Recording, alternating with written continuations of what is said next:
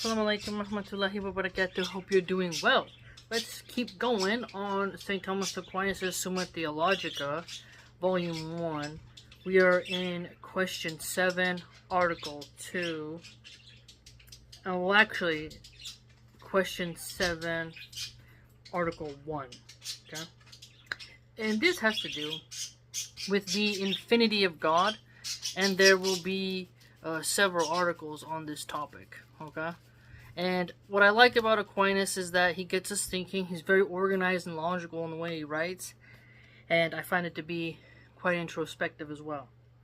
And if someone wants to be an authority on Catholicism, I'd argue that they should actually study the direct text instead of watching videos of like 5-minute videos and then repeating summaries that they hear online. And I stand by that. Let's begin. Bismillah. After considering the divine perfection, we must consider the divine infinity and God's existence in things, for God is everywhere and in all things, inasmuch as he is boundless and infinite. Now, I recall Milahan saying, we don't say that Allah subhanahu wa ta'ala is everywhere, but he's above his throne. So we're learning a little bit of differences here concerning how the Catholics view all this. Concerning the first, there are 4 points of inquiry. 1, whether God is infinite. 2, whether anything besides him is infinite in essence. 3, whether anything can be infinite in magnitude. 4, whether an infinite multitude can exist. So the first article, whether God is infinite.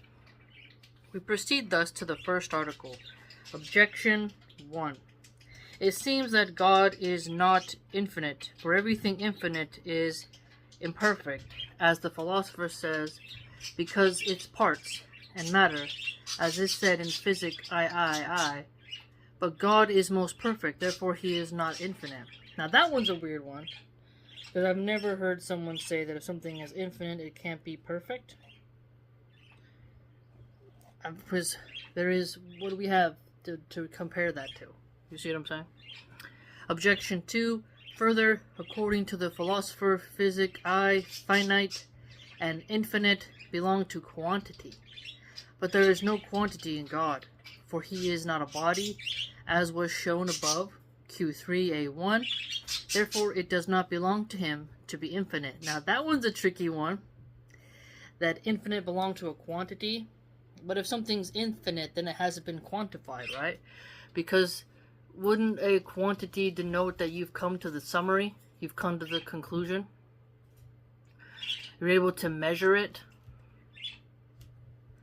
Objection 3. Further, what is here in such a way as not to be elsewhere is finite, according to place. Therefore, that which is a thing in such a way as not to be another thing is finite according to substance. But God is this, and not another, for he is not a stone or wood. Therefore God is not infinite in substance. So finite according to place, finite according to substance.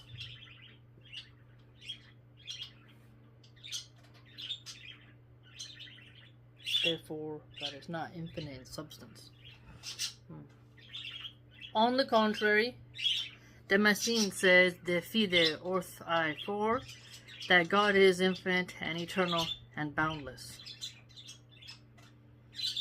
I answer that all the ancient philosophers attribute infinitude to the first principle, as said Physics I, and with reason. For they considered that things flow forth infinitely from the first principle. Okay, so things flow forth infinitely from the first principle. But because some erred concerning the nature of the first principle, as consequence, they erred also concerning its infinity. So we're dealing a lot with measurements here, it appears. Okay? And what's great about that is, as us first Muslims, we know that nothing's comparable to Allah subhanahu wa ta'ala. So he's in his own category. And Aquinas had a whole thing about God being in his own genus. So it appears that and also that God's the first principle. So he's sticking to his methodology here. For as much as they asserted that matter was the first principle, consequently they attributed to the first principle a material infinity, to the effect that something's infinite body was the first principle of things. We must consider, therefore, that a thing is called infinite because it is not finite. That's true. Perfect. There we go. Because if you say, well, God is finite, then you've concluded that God can die.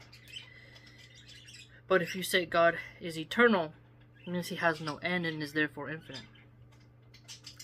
Now, matter is, in a way, made finite by form, and the form by matter.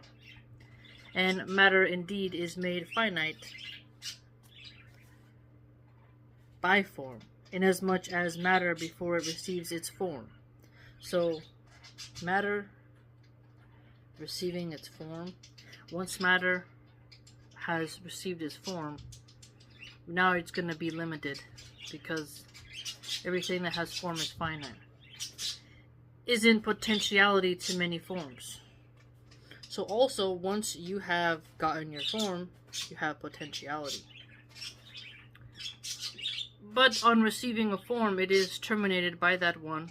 So if it gets a new form from its former form, then it's not infinite. It's finite, because now it's changed.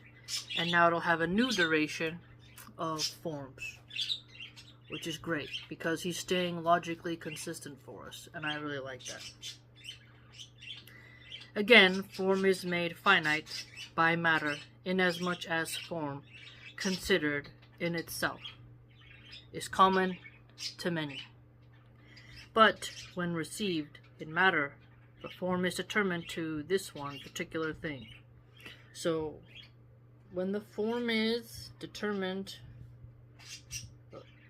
it's going to have a particular thing. So when it's received in matter, that matter leads to it having a particular thing.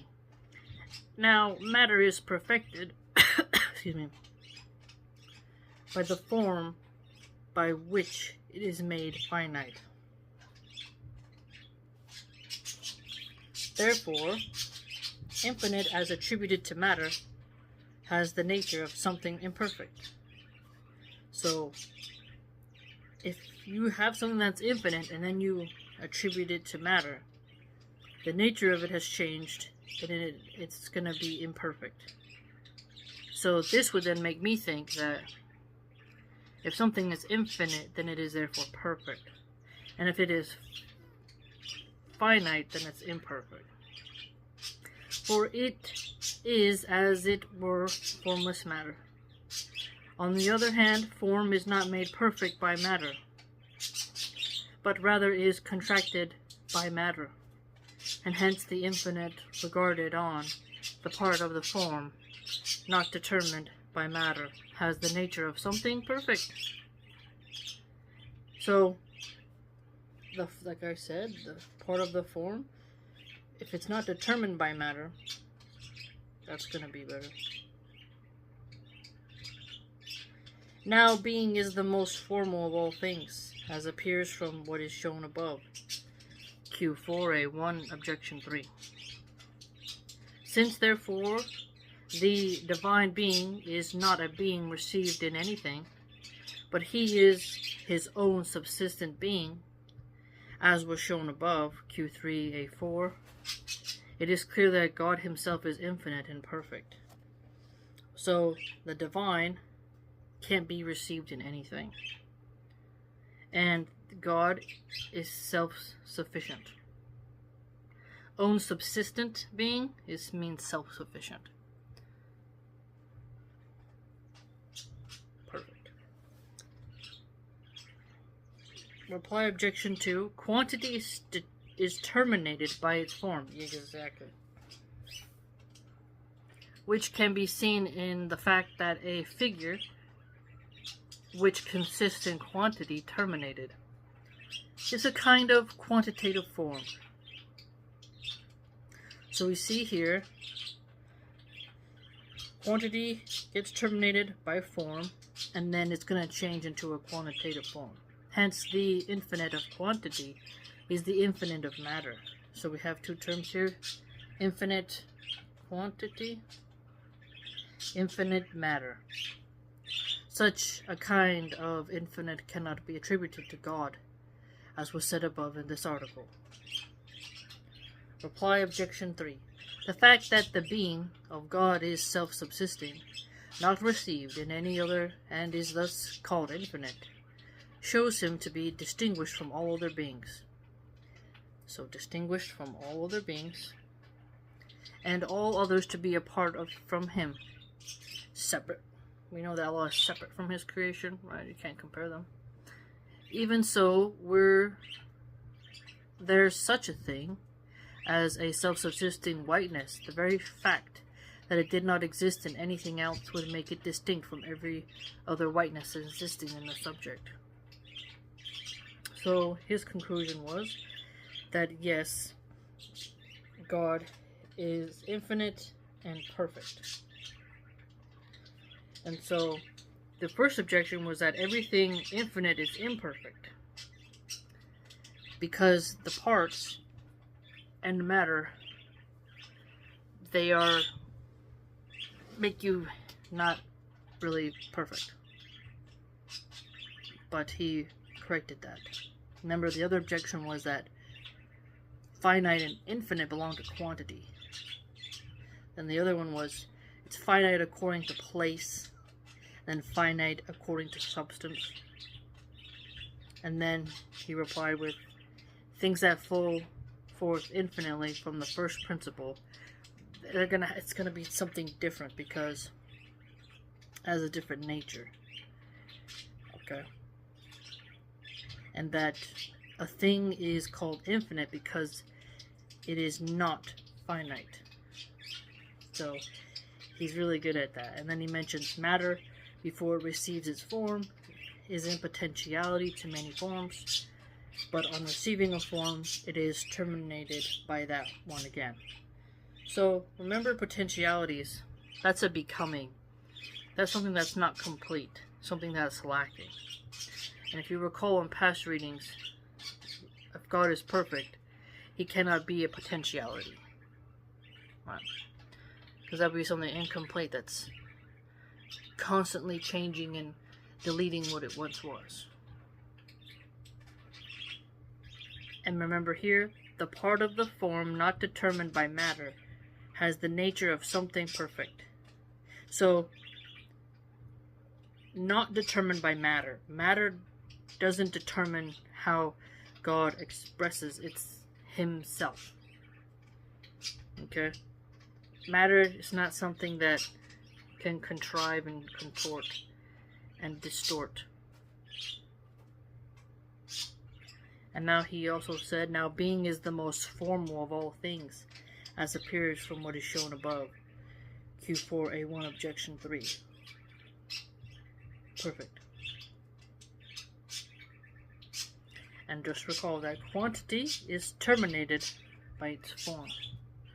So it's important to also remember the infinite of quantity and the infinite of matter, and that God is distinguished from all other beings. So, dealing with matter and form. That was the key takeaway. Matter and form. Okay? Finite, infinite, eternal, boundless. Okay? If something is boundless, it's not really going to be bound by form now, is it? Really great text. That was question 7. Whether God is infinite, the answer is yes. And that God is perfect. And that was the first article of question 7 that deals with the infinity of God. I hope you enjoyed. Very concise. You can see the brilliance of how he writes, laying it out consistently for us. And it's never a boring day. his monumental works have survived for quite some time, and it would be great to have something Islamic written in this format, because it's very great in its chain of reasoning. Please like, comment, and subscribe. Join the blog, do it now!